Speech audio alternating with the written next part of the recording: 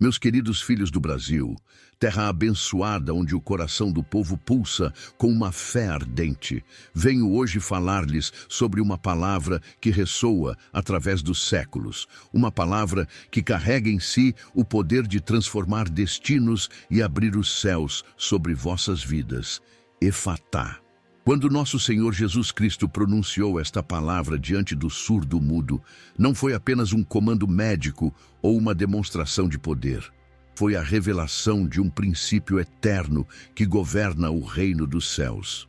Efatá significa abre-te, e estas duas sílabas contêm toda a autoridade necessária para quebrar as amarras que prendem os sonhos, desfazer os nós que impedem o progresso e demolir os muros que separam o homem de sua destinação divina. Vocês, brasileiros, conhecem bem o significado da luta. Desde os tempos coloniais, este povo aprendeu a perseverar diante das adversidades, a encontrar alegria mesmo nas dificuldades mais profundas. Esta resiliência não é acidental.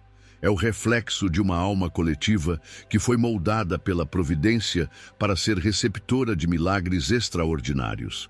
Quando observo as favelas que se transformam em comunidades prósperas, quando vejo o sorriso de uma mãe que conseguiu alimentar seus filhos com o pouco que tinha, quando contemplo a generosidade de um povo que divide o pão mesmo tendo apenas uma fatia, reconheço que aqui habita um povo escolhido para experimentar o sobrenatural de Deus. A palavra profética não é apenas um som que sai da boca do homem. É o próprio sopro de Deus tomando forma audível para penetrar no reino natural e estabelecer sua vontade. Quando declaramos Efatá sobre nossas circunstâncias, não estamos apenas repetindo uma fórmula mágica, mas estamos invocando o mesmo poder que separou as águas do Mar Vermelho, que fez as muralhas de Jericó desabarem e que ressuscitou Lázaro do túmulo. Lembro-me da história de uma mulher simples do interior de Minas Gerais, que todos os dias caminhava 5 quilômetros para buscar água em um poço distante. Suas mãos calejadas e seus pés machucados testemunhavam anos de peregrinação em busca deste bem precioso.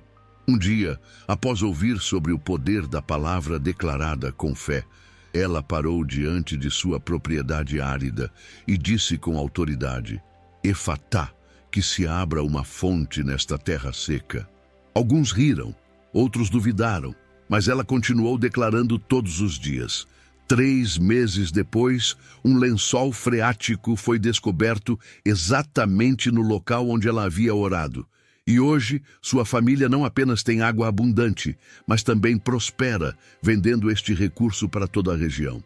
Não pensem que este é um caso isolado ou uma coincidência fortuita.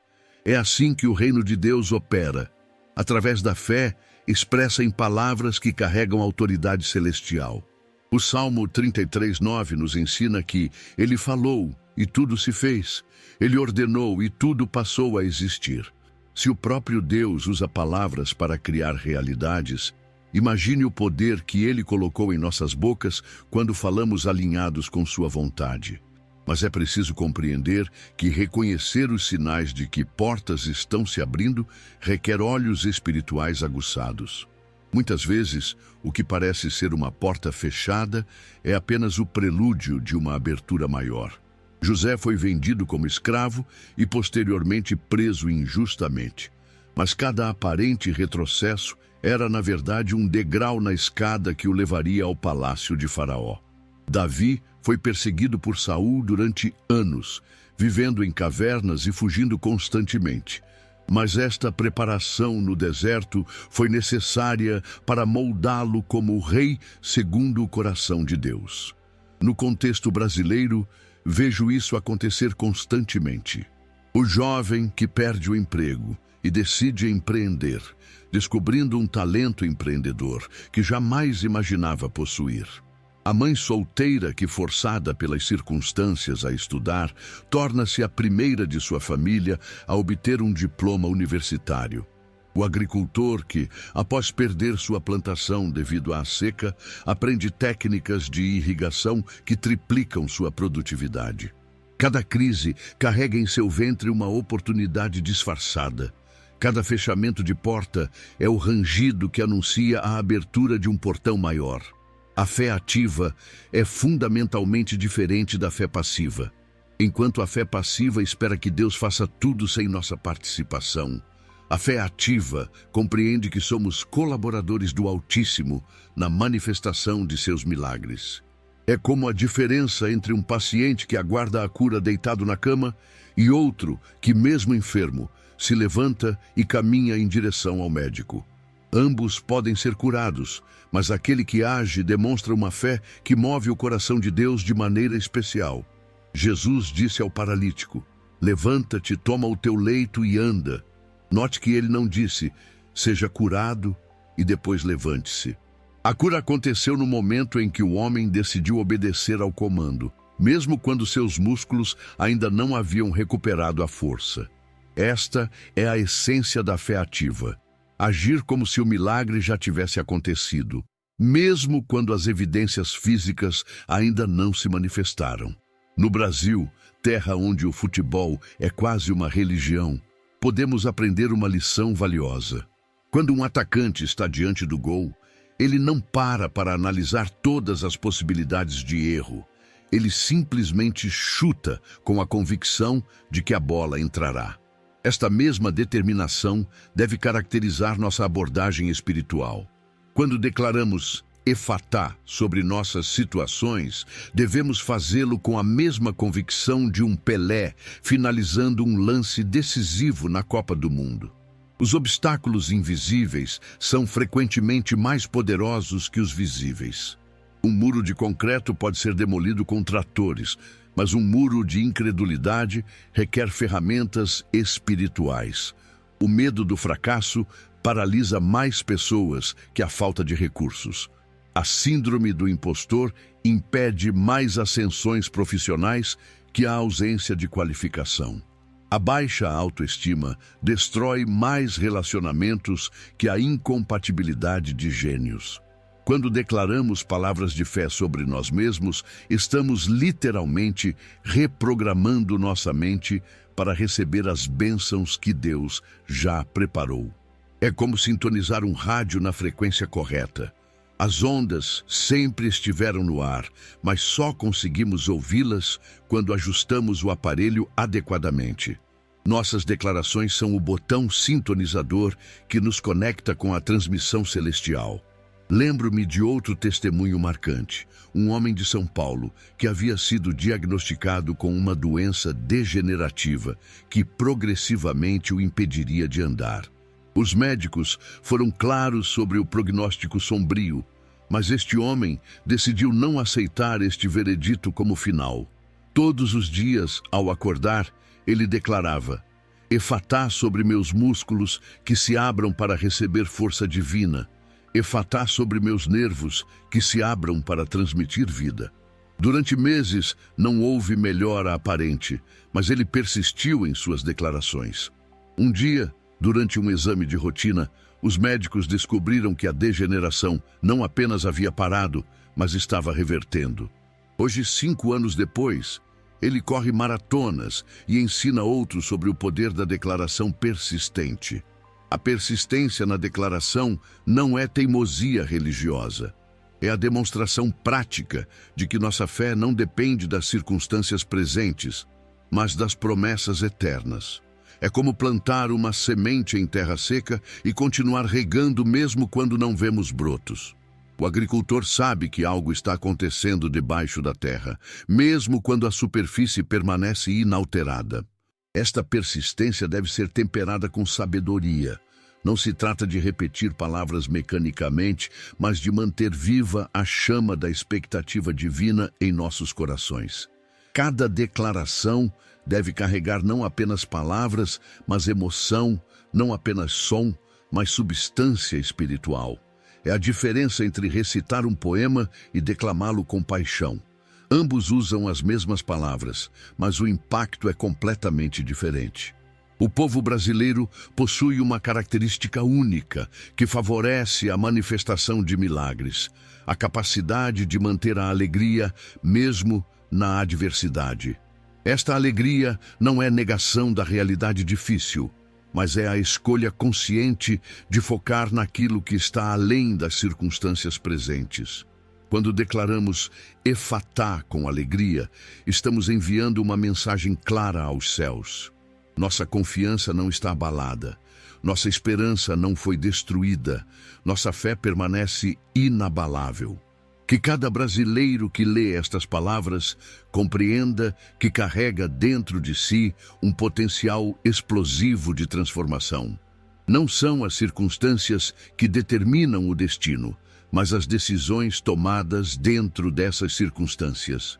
Quando escolhemos declarar vida sobre morte, abundância sobre escassez, saúde sobre enfermidade, estamos exercitando nossa autoridade como filhos do Altíssimo. Meus amados filhos desta terra brasileira, onde cada amanhecer traz consigo uma nova esperança e onde o povo aprendeu a transformar lágrimas em samba, chegamos agora ao momento mais crucial de nossa jornada espiritual. Como preparar o coração para receber aquilo que aos olhos humanos parece impossível. Preparar o coração não é um exercício meramente emocional, mas sim uma decisão deliberada de abrir espaço interno para aquilo que Deus deseja realizar. É como uma mulher grávida que arruma o quarto do bebê meses antes do nascimento. Ela age com base na certeza do que está por vir, não na evidência do que já pode ver. Vocês, brasileiros, conhecem bem este conceito através de suas tradições familiares. Quantas mães não começam a preparar a festa de 15 anos da filha quando ela ainda tem 10, não porque veem uma jovem de 15 anos, mas porque tem fé no futuro que se aproxima.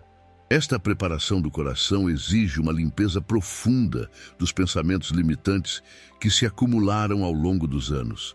Somos bombardeados diariamente com mensagens que nos dizem o que não podemos fazer, onde não podemos chegar, o que não podemos ter.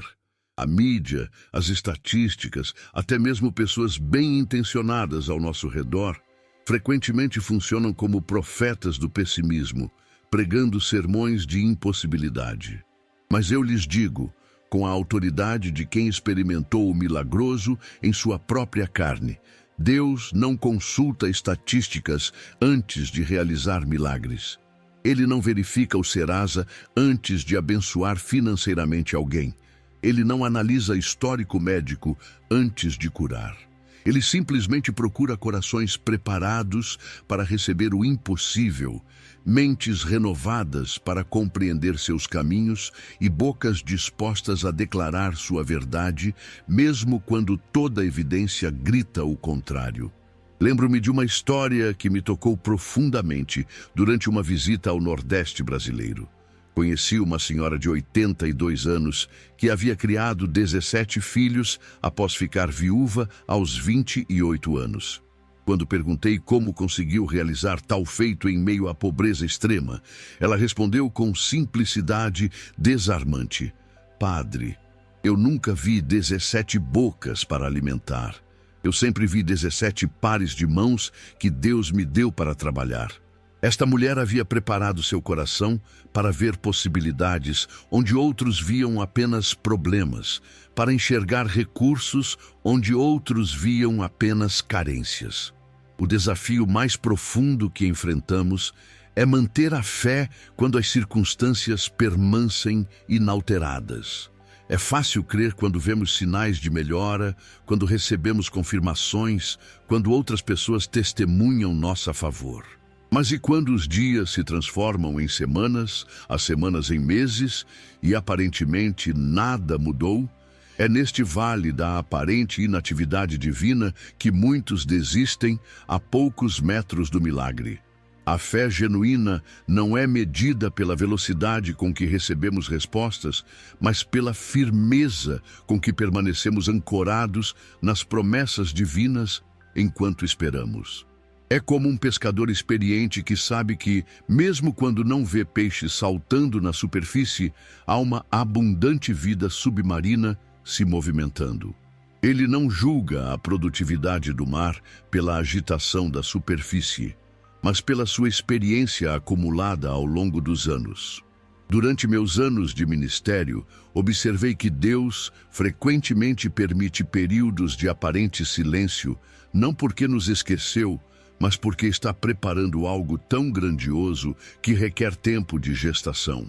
É como uma mulher grávida de gêmeos que precisa de mais tempo de gestação. Não é porque algo está errado, mas porque algo extraordinário está sendo formado. O tempo de Deus versus nosso tempo de expectativa é uma das lições mais difíceis de aprender, especialmente em uma era de gratificação instantânea. Vivemos em um mundo onde podemos fazer compras online e receber no mesmo dia, onde podemos nos comunicar instantaneamente com qualquer pessoa no planeta, onde podemos acessar qualquer informação em segundos. Esta velocidade da vida moderna criou em nós uma expectativa de que tudo deve acontecer rapidamente, inclusive os milagres de Deus. Mas os milagres de Deus operam em uma dimensão temporal diferente. Eles não estão sujeitos às nossas agendas apertadas ou aos nossos cronogramas ansiosos. O salmista Davi escreveu: "Os que esperam no Senhor renovam as suas forças, sobem com asas como águias, correm e não se cansam, caminham e não se fatigam." Note que ele não disse os que recebem rapidamente, mas os que esperam. A espera não é passividade. É uma atividade espiritual intensa que fortalece nossa fé e purifica nossas motivações. No contexto brasileiro, podemos aprender sobre timing divino observando a natureza que nos cerca. O açaí não pode ser colhido antes de amadurecer, por mais que tenhamos pressa. A cana-de-açúcar precisa de seu ciclo completo para produzir o melhor açúcar. O café precisa do tempo certo de torra para desenvolver seu aroma incomparável. Da mesma forma, nossos milagres têm um tempo de maturação que não pode ser apressado, mas que, quando chega, produz um resultado perfeito. As declarações práticas para ativar o sobrenatural devem ser específicas, bíblicas e carregadas de emoção genuína. Não basta repetir palavras bonitas. É preciso que estas palavras brotem de um coração convicto e se direcionem a situações concretas. Quando Jesus curou o cego Bartimeu, ele não fez uma oração genérica sobre cura. Ele foi específico: "Vai, a tua fé te salvou." A especificidade demonstra que nossa fé não é vaga, mas tem endereço certo. Para o brasileiro que luta com dificuldades financeiras, a declaração pode ser: "Efatá sobre minhas finanças, que se abram portas de provisão que nenhum homem pode fechar. Declaro que sou abençoado na cidade e no campo, abençoado ao entrar e ao sair. Minhas mãos prosperam em tudo o que tocam, porque o Senhor dos Exércitos é comigo." Para aquele que enfrenta problemas de saúde, efatá sobre cada célula do meu corpo. Declaro que pelo sangue de Jesus sou curado e sarado. Cada órgão funciona perfeitamente, cada sistema opera em harmonia divina. Maior é aquele que está em mim do que qualquer enfermidade que possa me atacar. Para quem busca restauração familiar, efatá sobre minha família, que se abram os corações endurecidos, que se quebrem as muralhas do orgulho, que se restaurem os laços do amor verdadeiro. Declaro que minha casa e minha família servem ao Senhor, e em nossa habitação há paz, alegria e prosperidade. Transformar lamentos em cânticos de vitória é uma arte espiritual que precisa ser cultivada diariamente. O lamento é uma reação natural à dor, mas não pode ser nossa morada permanente. É como uma estação de trem. Podemos parar ali, mas não devemos estabelecer residência. O apóstolo Paulo, mesmo na prisão, escreveu cartas de alegria e encorajamento. Ele havia aprendido o segredo de transformar cada cárcere em uma oportunidade de ministério, cada corrente em um testemunho de fidelidade divina. No Brasil, temos exemplos magníficos desta transformação em nossa própria cultura. O samba nasceu nas senzalas, transformando a dor da escravidão em música que alegra multidões até hoje. O funk carioca surgiu das favelas, convertendo a realidade dura das periferias em expressão artística reconhecida mundialmente. Esta capacidade de transformar a diversidade em arte é um reflexo da natureza criativa de Deus impressa no povo brasileiro.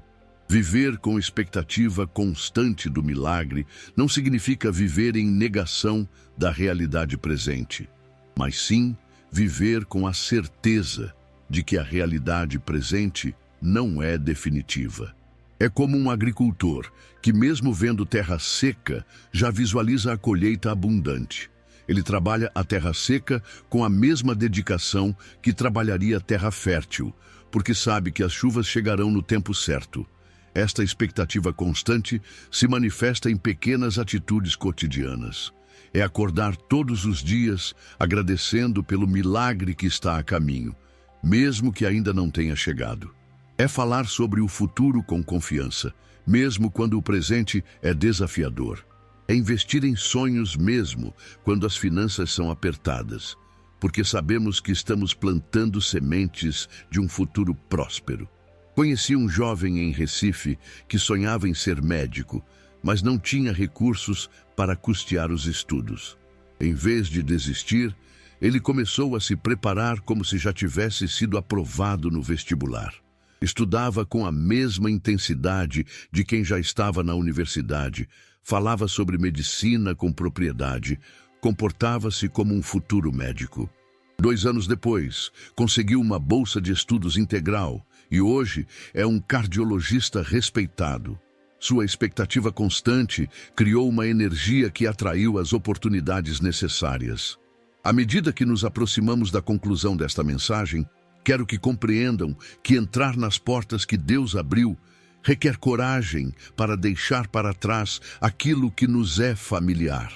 Muitas vezes, permanecemos em situações medíocres, não porque elas são boas, mas porque são conhecidas. O medo do desconhecido nos paralisa mais que a insatisfação com o conhecido. Mas quando Deus abre uma porta, Ele não apenas cria a oportunidade, Ele também nos capacita para atravessá-la com sucesso. Ele não nos chama para águas que não podemos navegar, nem para montanhas que não podemos escalar. Cada porta aberta vem acompanhada da graça necessária para desfrutá-la plenamente.